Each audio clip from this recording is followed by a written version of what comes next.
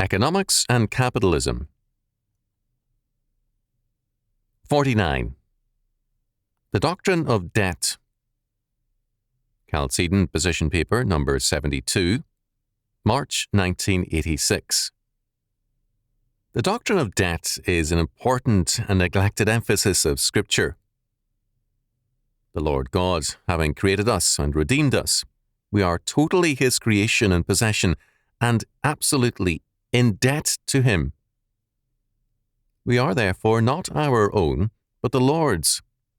1 Corinthians chapter 6, verses 19 and 20. We cannot legitimately treat ourselves nor our possessions as our own. As St. Paul tells us, "For who maketh thee to differ from another? And what hast thou that thou didst not receive? Now, if thou didst receive it, why dost thou glory as if thou hadst not received it?" 1 Corinthians chapter 4, verse 7. Our Lord makes it clear that we can never put God in our debt. So likewise ye, when ye shall have done all those things which are commanded you, say, "We are unprofitable servants. We have done that which was our duty to do." Luke chapter 17, verse 10. Because we are God's property and in debt to Him for everything, God's law does not allow us to incur long-term debt to men. The 7th year must be a sabbatical from debt, among other things. Deuteronomy chapter 15, verses 1 to 6. Because debt is a form of slavery. Proverbs chapter 22, verse 7. And we are called to be free men in Christ. John chapter 8, verse 36. While short-term debt, 6 years, is permitted as a need at times, the normal premise is to owe no man anything but to love one another. Romans chapter 13, verse 8. If men obeyed the biblical laws on debt, there would be no inflationary society. Debt makes men past-oriented in their work, in that a sizable portion of their income ties them to debt, past spending, decisions or commitments. Debt-free men can command the present and the future. The economic ramifications alone of God's law concerning debt, money, interest, and other economic concerns, if applied, would give us an inflation-free and prosperous society, which is the intention of God's law. We can see all around us the economic chaos created by humanistic law. With John Law, 1671 to 1729, the monetary policies of nations began to change. What had previously been practiced as a form of theft now became, quote-unquote, good monetary policy. The repeated failures of paper money since Law's day have not changed men's minds, because Law's economics give men the opportunity to play God and to create monetary values on their fiat word.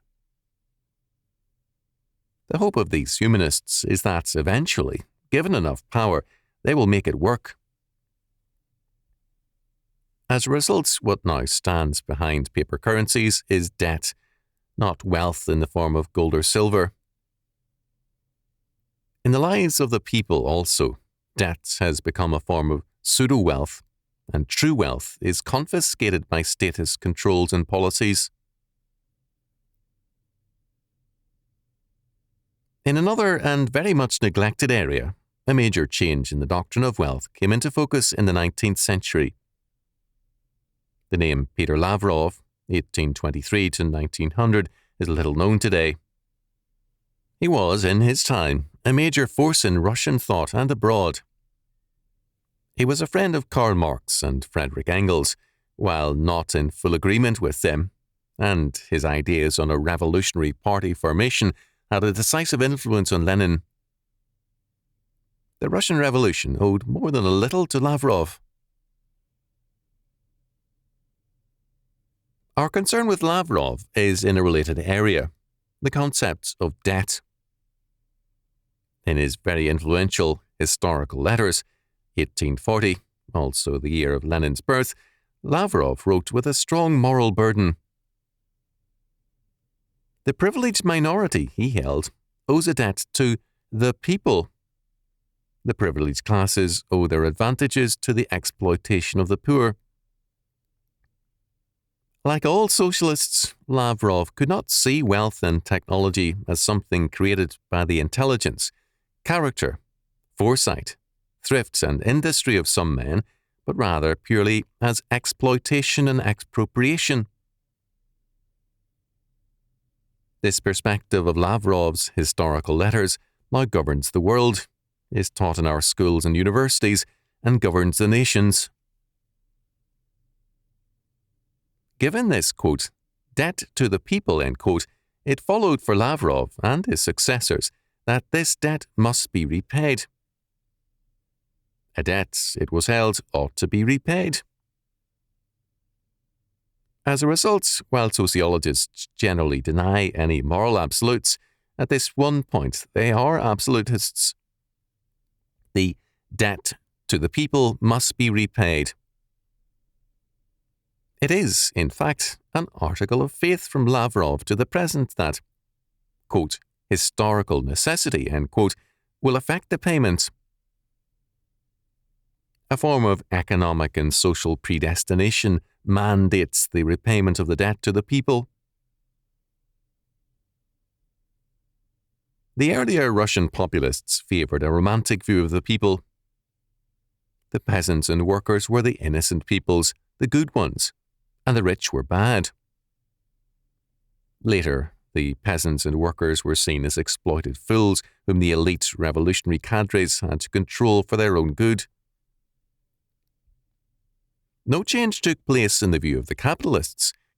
They were, by definition, evil. The influence of Lavrov's Historical Letters was dramatic and far-reaching. A.O. Lukasiewicz said of its influence in 1871 to 1872, the latter book, which quickly became a special sort of gospel among the young people, placed before us vividly the thesis, which stirred us profoundly, of the irredeemable debt to the people owed by the Russian intelligentsia. Peter Lavrov, Historical Letters, 1967 edition, page 49. Lavrov's thinking spread across the world as the new gospel of debt and salvation. It went hand in hand with humanism. Lavrov, in his first letter, held with Hegel that man was now taking a great step forward. Man again became the centre of the entire world. Given the tremendous inequity of society and the need to repay the debt to the people, Lavrov wrote in favour of terrorism. The use of violence to destroy evil would hasten the triumph of good. The terrorists of our day have not heard of Lavrov, but they are his heirs and successors. They unite with their atheism and moral relativism this one great moral demand: the debt to the people must be repaid, and terrorism is justified as a means of righting ancient wrongs. The politics of the world is now the politics and morality of Lavrov. The Marxist states apply Lavrov's doctrine of the debt to the people logically and systematically. The democracies agree with Lavrov but are slower in paying the debt, and hence they are morally weaker versions of the Marxist states. American foreign policy since World War II is infected with Lavrovian thinking. Throwing money at poorer nations is viewed as a moral necessity and a debt to be paid for being a successful nation. Intelligentsia, the press, the media, and the women's clubs for the elite treat even modest cuts in foreign aid as a moral offence and a proof of evil in those who propose them. If Congress were true to its convictions, it would order a statue of Lavrov to be placed in the halls of Congress. The churches, too, have adopted this doctrine of a debt to the people. The Bible tells us that we are totally in debt to the Lord God, that we owe Him as our Lord, the tithe as a minimum, and our lives as a living sacrifice. The new doctrine of debt turns the moral universe upside down. The poor replace God as the focus of moral concern. Now, the Bible requires that we care for the poor, for widows and orphans, the alien, and all in need. This concern is mandated for the Lord's sake, not for the poor's. It is obedience to God, our debt to the Lord, not a debt to the people, which must govern us. It is therefore God who judges us, not the poor, nor the elite revolutionaries. Because of this shift in the doctrine of debt from God to man, there is also a shift in the nature and necessity of judgment. In Scripture, God settles all accounts, rights all wrongs, and repays all debts on Judgment Day. The books are then opened, and there is a final and full accounting. History ends in total justice, and a new heaven and earth begin. Humanistic socialist faith also has its doctrine of judgment and of the repayment of all debts. Its name is the Revolution. The Revolution, in every country, is a bloody affair. In that sharp and savage judgment is meted out to all the privileged classes. No punishment or torture is too much for them. The moral debt to the people requires the obliteration of all its, quote, enemies, end quote, and it is the revolutionaries who decide who the enemies are. If you deny this doctrine of a moral debt to the people, then you are the enemy, whether you are rich or poor. If you feel that your work entitles you to what you yourself grow, to sell or to use, then you are an enemy. The peasants of Russia, the kulaks of the Ukraine, and others were poor people. But by retaining a biblical perspective on work and debt, they became enemies and were murdered by the millions. What about Lavrov? The academicians alone remember him. They disagree as fellow intellectuals with him on various points, but he is treated with respect as a fellow member in the great fraternity of anti-Christian thinkers who plan a brave new world. All over the world today, people are brutally oppressed and murdered in the name of paying a moral debt to the people. This evil doctrine of debt is one of the governing moral truisms of the 20th century. It no longer belongs to one man, Lavrov. It has become the common property of journalists, teachers, preachers, professors, legislators, the media men, and children. It is a part of the humanistic plan of salvation.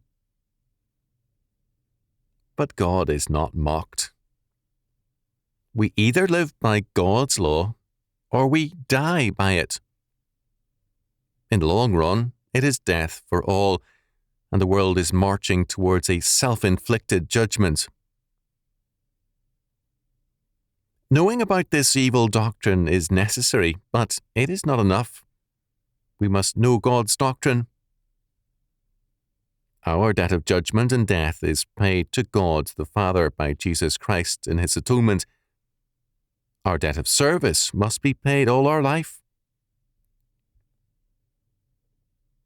Because we are now alive in Christ, we must follow the way of life, His law, and we must see ourselves as saved to serve, to love, and to obey. What shall I render unto the Lord for all His benefits toward me? I will take the cup of salvation and call upon the name of the Lord. I will pay my vows unto the Lord now in the presence of all his people. Psalm 116, verses 12 to 14.